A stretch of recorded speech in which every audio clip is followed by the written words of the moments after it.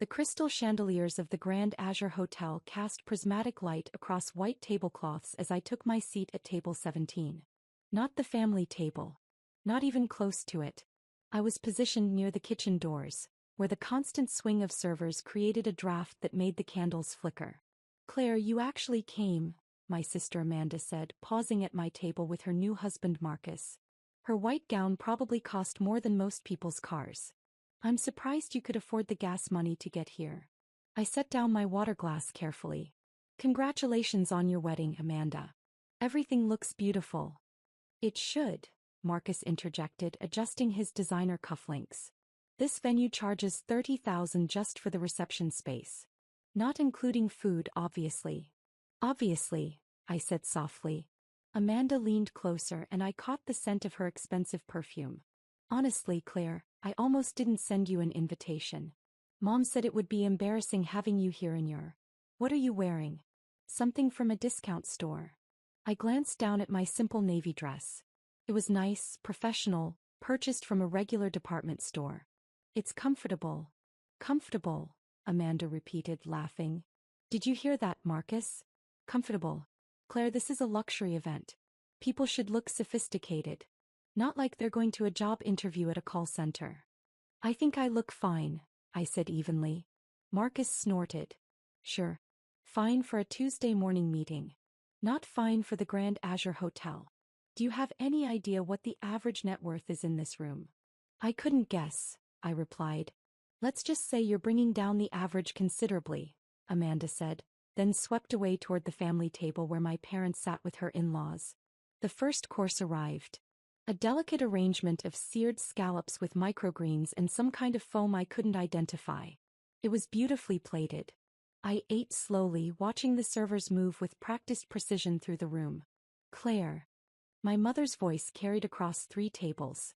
She was waving me over, her diamond bracelet catching the light. I walked over carefully, aware of eyes following me. "Yes, Mom. We're taking a family photo. Well, the immediate family." She gestured to where Amanda, Marcus, Dad, and Marcus's parents were gathering. "You can wait here." "I'm immediate family," I said quietly. "Oh, sweetie." Mom patted my arm. "You know what I mean. The people who actually contributed to this event. The people who matter in Amanda's life. You understand, don't you?" I nodded and stepped back. Through the camera lens, I watched my family smile and pose, a perfect portrait of success and celebration. The photographer didn't even glance my way. When I returned to my table, I found my father standing there, examining the place setting. "Claire, we need to talk about something," he said. "What is it, Dad?" He sat down in the chair across from me, something he'd never done at a family event. Usually he avoided me entirely. "Your mother and I have been discussing your situation." "My situation?" "Your financial situation. Your life situation. All of it." He folded his hands on the table. "We're concerned." "Concerned about what?" "About your future. You're 32 years old. You work some entry-level job at an office we can't even remember the name of. You drive a 7-year-old sedan. You live in a rental apartment." He counted these off like they were crimes. Meanwhile, Amanda has built a real life. Real success. "I'm happy with my life," I said. "Happy?" He frowned. "Claire, happiness isn't the point. Achievement is the point. Contribution is the point. Look around this room. These are successful people. Doctors, lawyers, entrepreneurs, executives. What are you?" "I'm an analyst," I said. "An analyst." He said it like the word tasted bad. "That's what unsuccessful people call themselves when they don't have a real title." "What do you actually do, Claire?" "I analyze data and make recommendations." "For who?" "Some tiny company no one's heard of." "Something like that." He shook his head. "Your mother and I didn't raise you to be mediocre. We raised you to achieve. But you've consistently disappointed us. Do you know how embarrassing it is when people ask about our daughters? Amanda's a marketing executive married to a commercial real estate developer, we say. And Claire. Claire does something with computers." "I'm sorry you're embarrassed," I said. "Sorry isn't enough. Action is what matters. We've decided to cut you off completely." I blinked. "Cut me off from what?" "From the Family Financial Support Network." No more birthday checks. No more Christmas gifts. No emergency fund access. You're on your own. Maybe tough love will motivate you to actually make something of yourself. I haven't asked you for money in 10 years, I pointed out. That's not the point. The point is that you're not trying. You're settling. And we won't enable that anymore. He stood up. Now please try not to embarrass us further tonight. Don't talk to Amanda's in-laws. Don't mention what you do for work if anyone asks. Just stay at your table and eat quietly. He walked away. I sat there for a moment, then picked up my fork and continued eating. The scallops were excellent. The main course was filet mignon with truffle butter and roasted vegetables. As it was being served, my brother-in-law Marcus stopped by my table again. Claire, quick question, he said. What kind of car do you drive? A Honda Civic.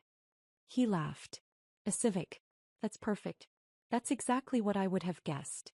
Do you know what I drive? I don't. A Tesla Model S Plaid.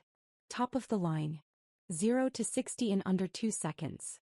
It costs more than you probably make in a year. He waited for my reaction. That's nice, I said. Nice. He seemed disappointed by my response. It's not nice, Claire. It's exceptional. It's what successful people drive.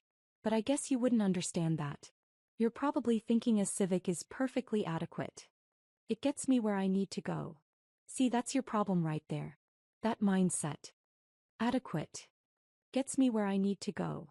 Successful people don't think like that. We think about excellence. About status.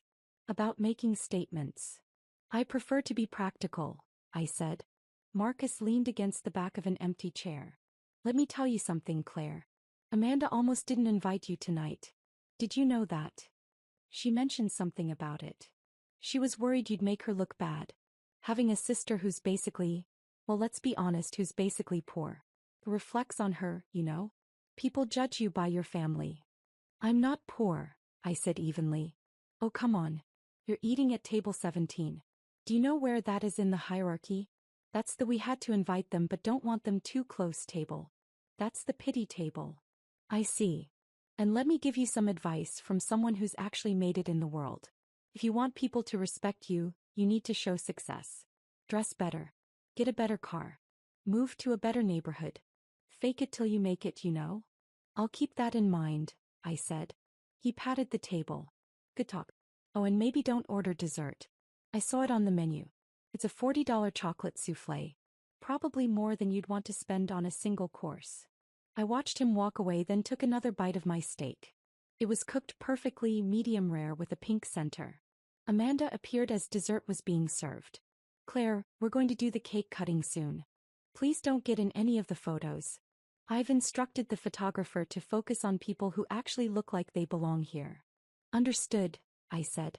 And honestly, after dinner you can probably leave early. You've shown up, you've been seen, that's enough. I'm sure you're not comfortable here anyway. This isn't really your world. What is my world? I asked. He thought about it. I don't know. Cheap restaurants? Bargain shopping? Netflix and microwave dinners?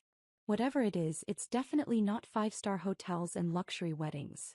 You're probably right, I said quietly. I know I'm right. Look, I'm not trying to be mean, Claire. I'm being honest.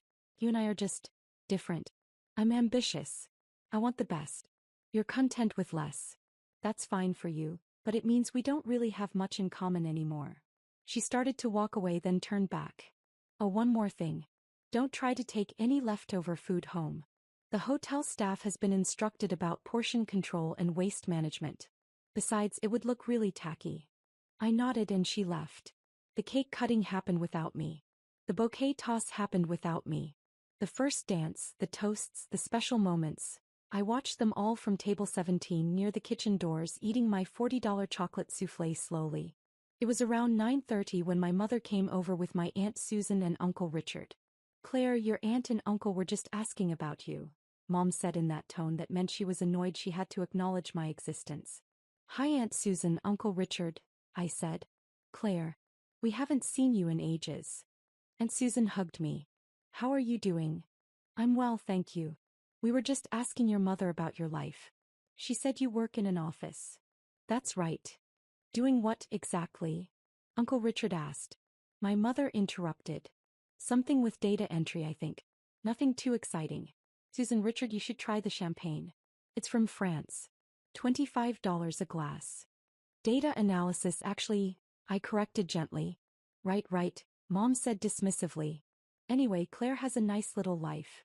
Nothing spectacular, but she seems content. Don't you, dear? I'm content, I confirmed. Aunt Susan looked uncomfortable. Well, that's what matters, isn't it? Being happy. If you say so, Mom replied. Though I've always thought achievement matters more than happiness. But maybe that's just me. Maybe some people are meant to be followers rather than leaders. Mom, I started. It's fine, Claire. We all have different levels of capability. You found your level. There's no shame in that. He smiled at my aunt and uncle. Come on, let me introduce you to Marcus's parents. They own a development company worth $50 million.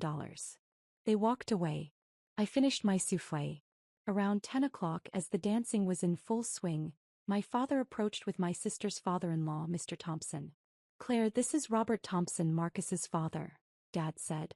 Nice to meet you, I said, standing politely.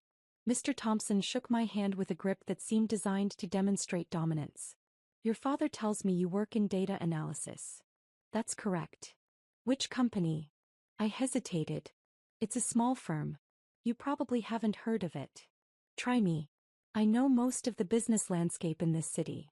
I'd rather not talk about work at a wedding, I said diplomatically. Dad frowned. Claire's always been secretive about her job. Probably because it's nothing to brag about. Not like Amanda's position at Sterling Marketing.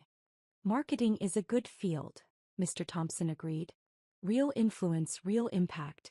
Data analysis, though, that's more of a support role, isn't it? Behind the scenes stuff. Someone has to do it, I said.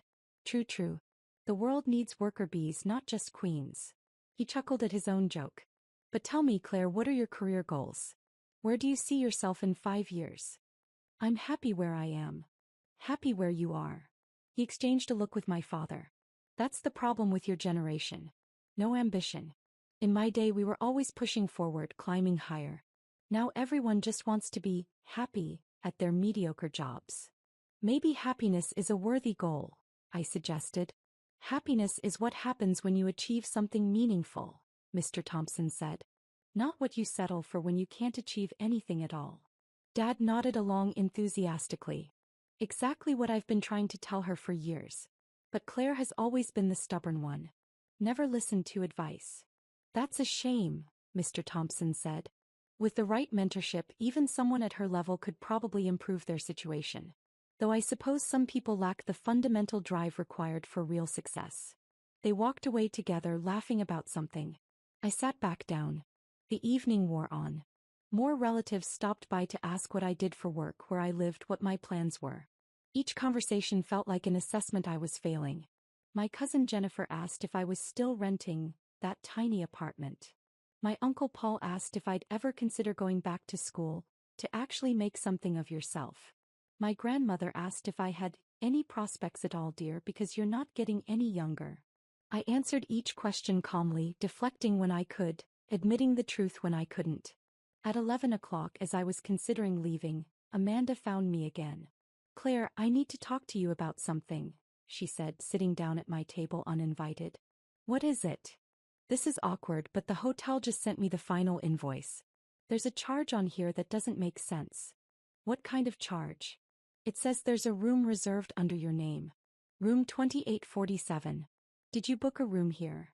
I did. Her eyes widened. You booked a room at the Grand Azure? Claire, do you know how much rooms cost here? The basic rooms start at $600 a night. I'm aware. Then why would you, wait, are you actually staying here tonight? Are you that desperate to pretend you're part of this world? I had my reasons, I said. Your reasons? Amanda's voice rose. Claire, this is pathetic. You can't afford to stay here. You're going to max out a credit card or something trying to impress people who already know you're not at our level. Please tell me you didn't actually check in. I checked in this afternoon. Oh my God. She put her face in her hands. This is so embarrassing. What if someone sees you in the elevator or the lobby? What if they realize you're staying in the same hotel as all our successful guests? They'll think you're some kind of stalker or groupie. I'm just staying overnight, I said. I'll leave in the morning. You need to cancel it. Right now. Get your deposit back, cut your losses. Claire, I'm serious. This is beyond inappropriate. You're trying to infiltrate a lifestyle you don't belong in. The room is paid for, I said quietly. Then get a refund. I'm sure they have cancellation policies. She stood up. I'm going to talk to Mom and Dad about this. This is exactly the kind of delusional behavior we've been worried about. She stormed off toward the family table. I could see her talking animatedly to our parents, gesturing back at me. All three of them looked over, wearing identical expressions of disappointment and disgust. A few minutes later, all three of them came to my table. Several nearby guests turned to watch. Claire, Amanda told us about the room, Mom said in a harsh whisper. What were you thinking? I was thinking I'd need a place to stay, I said. You live 40 minutes away, Dad said. You could have driven home. Instead, you wasted hundreds of dollars trying to pretend you're something you're not. I wanted to stay at the hotel, I said simply. This is exactly what we're talking about, Mom said. This kind of irresponsible financial decision-making. This is why you're stuck where you are in life. You spend money on things you can't afford instead of investing in your future. Amanda crossed her arms. I want you to cancel that room right now. This is my wedding, and I won't have you embarrassing me by pretending to be a guest at a luxury hotel. I am a guest at a luxury hotel, I pointed out. I'm staying here.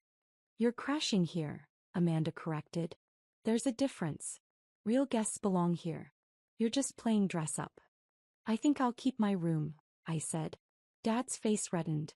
Claire Elizabeth Williams, you will cancel that room immediately, or we will call the hotel management ourselves and have them remove you from the premises. On what grounds? On the grounds that you can't afford to be here and you're clearly having some kind of mental break, thinking you can just... Is everything all right here? We all turned. A man in an immaculate black suit had approached our table. His name tag identified him as James Morrison, hotel manager. He had the kind of composed, professional demeanor that came from years of handling difficult situations. We're fine, Dad said quickly. Just a family discussion. I apologize for interrupting, James said smoothly. I just wanted to check in on our VIP guest and ensure everything is meeting expectations. VIP guest? Amanda looked confused. James smiled at me. Ms. Williams, I trust your suite is satisfactory? We upgraded you to the presidential level as requested. The silence at the table was profound. The presidential level? Mom repeated faintly. Of course, James said. Ms. Williams always stays in our finest accommodations when she's here. Although, Ms. Williams, I must say we're delighted to have you attending an event in the ballroom this time rather than just staying with us during your business trips. Business trips? Dad said. James looked between my family members and me, his professional instincts clearly sensing tension. I hope I haven't spoken out of turn. You're saying Claire stays here regularly? Amanda asked. I shouldn't discuss guest information, James said carefully. But given the circumstances and with Ms. Williams present, I think I can confirm that yes, she's one of our most valued regular guests. There must be some mistake, Mom said.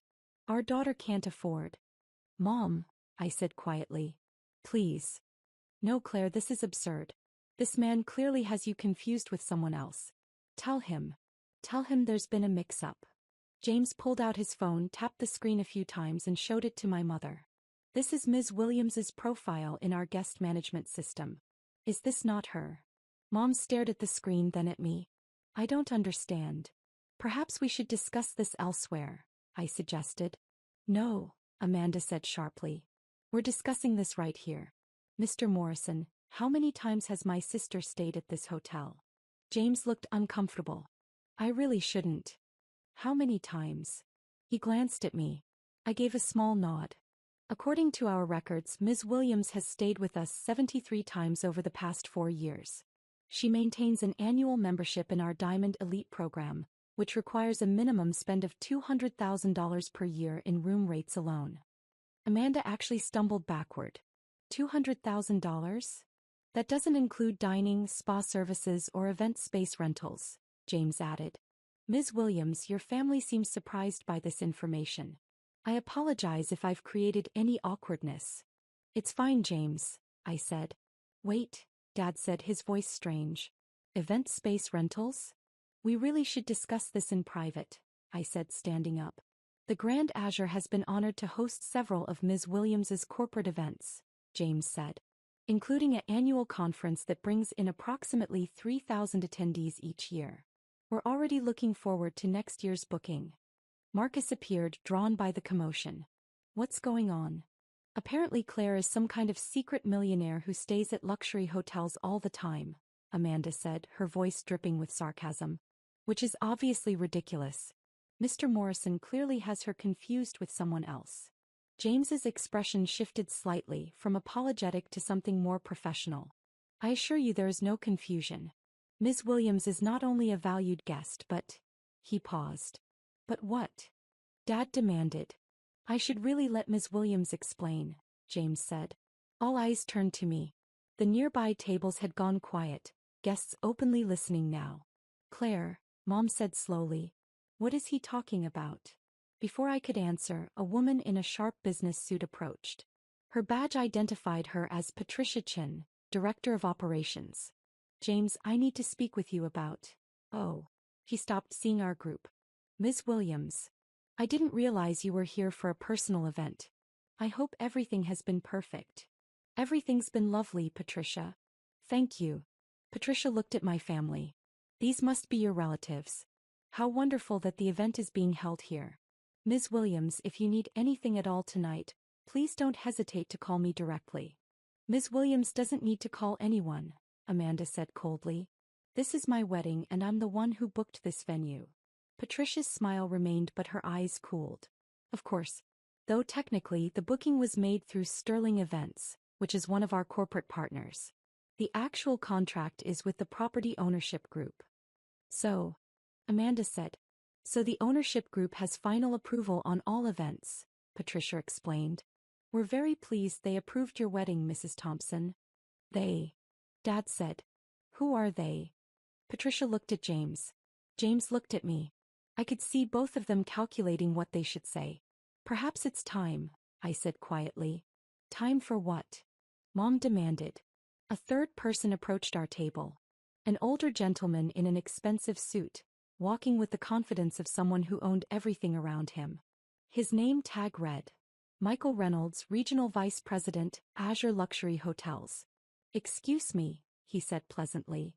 I don't mean to interrupt a family celebration, but I saw Ms. Williams was here and wanted to say hello personally.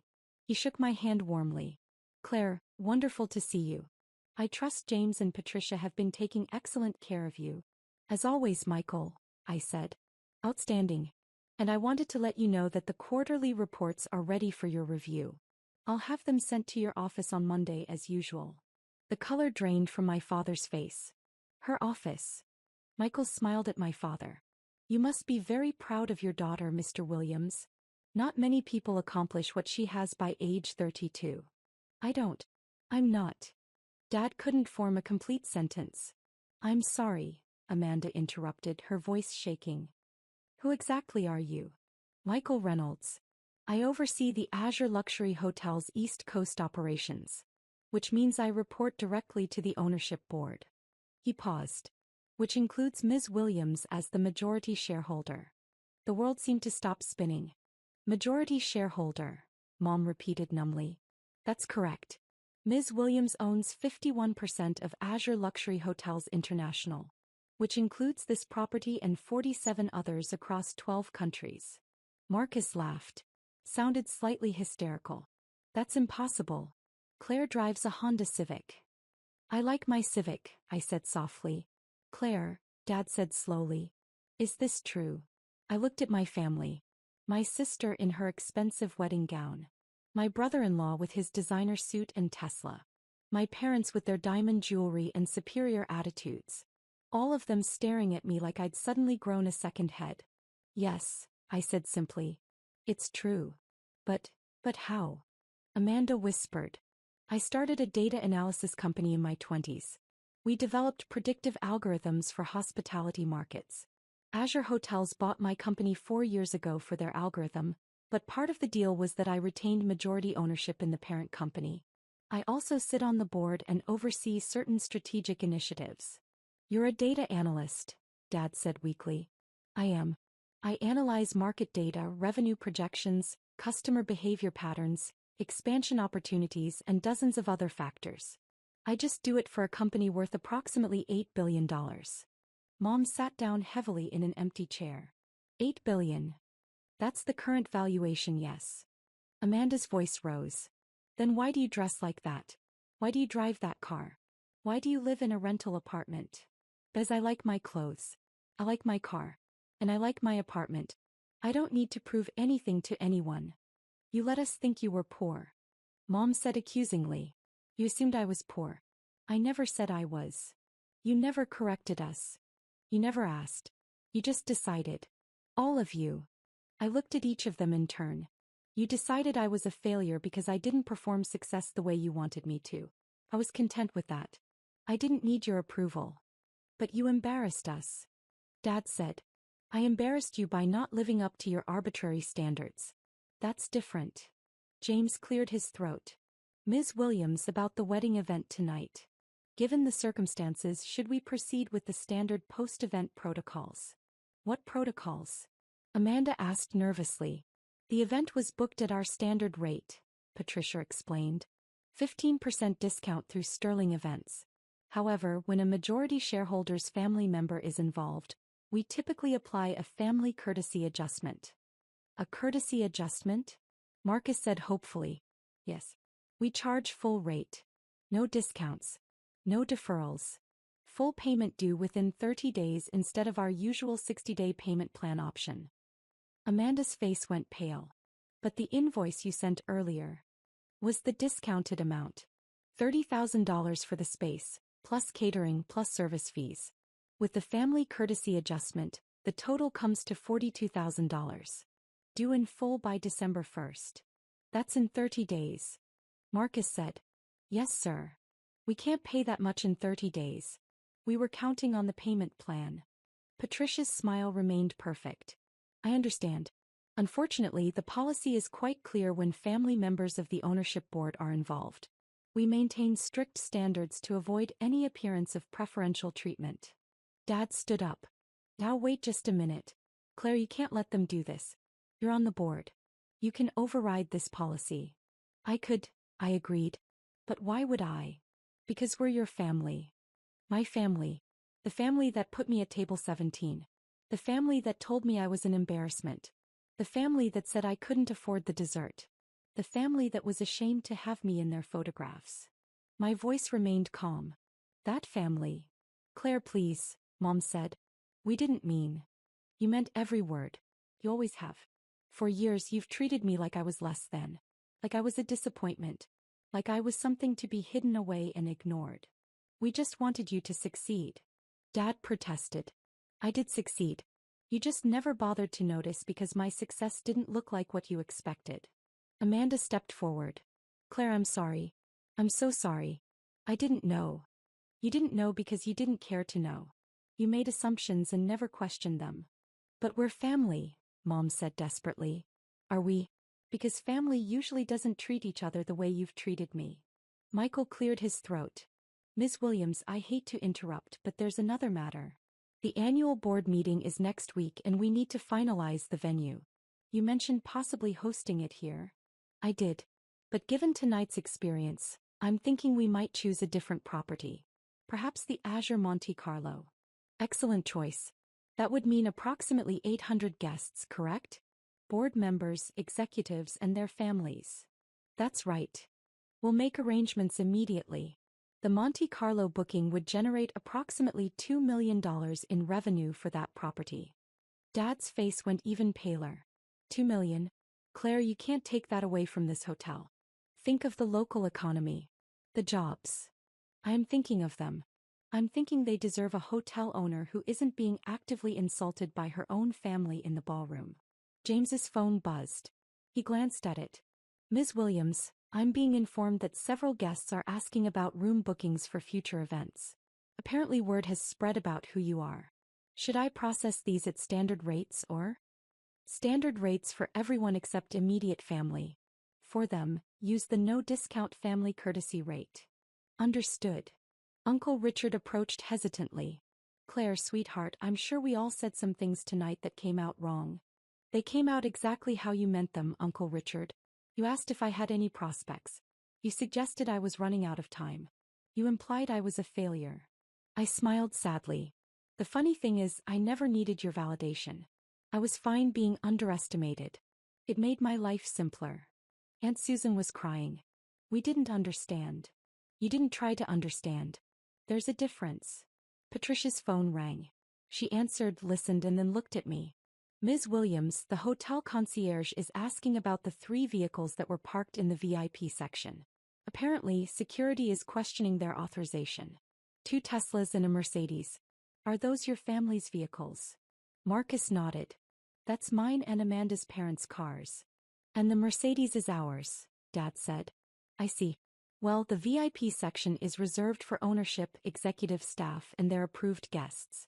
Since Ms. Williams has not designated any of you as approved guests, I'm afraid those vehicles will need to be moved to standard parking. Standard parking is 3 blocks away, Marcus said. It's 11 at night. Yes, sir. The valet can retrieve your vehicles if you'd like, but there will be a $50 convenience fee per vehicle. Dad looked at me. Claire, this is petty. Is it? This entire evening, you've all made it clear that I don't belong in your world. That I'm not at your level. Now you want me to give you access to mine. Michael's phone rang. He answered, spoke briefly, and then addressed my sister. Mrs. Thompson, I'm being informed that the hotel restaurant charge for your rehearsal dinner last night is being reviewed. It was previously comped as a courtesy, but given the changed circumstances. How much was the rehearsal dinner? I asked. $8,000, Michael said. Amanda swayed. You're going to charge us for that too? It's standard policy when the family courtesy protocols are applied. Claire, please. Amanda grabbed my arm. We can't afford all of this.